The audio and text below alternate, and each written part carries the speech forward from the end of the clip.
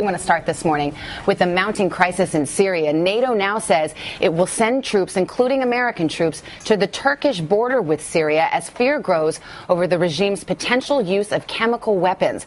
NBC News chief foreign correspondent Richard Engel is in Istanbul, Turkey this morning. Richard, good morning to you. Good morning. The concern certainly is centered around the chemical weapons. According to U.S. intelligence officials, Syria has the most advanced chemical weapon program in the developing world, and U.S. officials have warned against of unspecified consequences should Syria attempt to use them.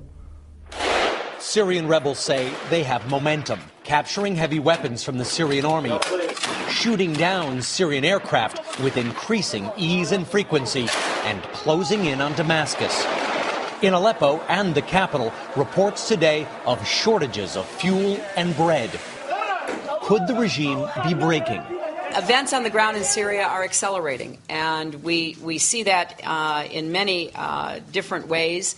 The pressure against the regime in and around Damascus seems to be increasing.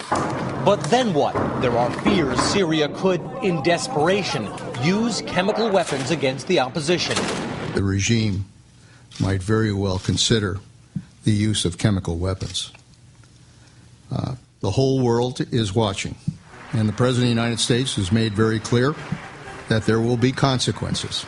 Defense officials told NBC News Syria has loaded precursor elements of sarin nerve gas into bombs, but not put the bombs onto planes or other delivery systems.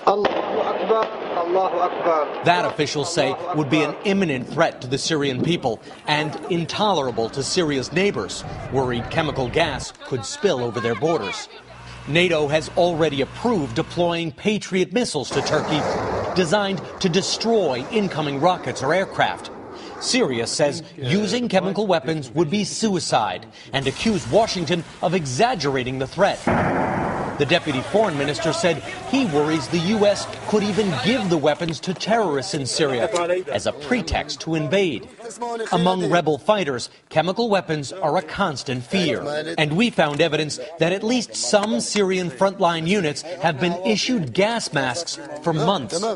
These were discovered after rebels took over a checkpoint in the northeast late last summer. It's unclear why they had them.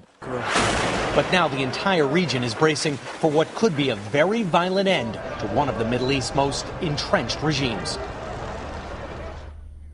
The United States and Russia, which have not seen eye to eye on the Syrian crisis, are now reportedly working more closely together to defuse the situation. Savannah? Richard Engel in Turkey this morning. Thank you.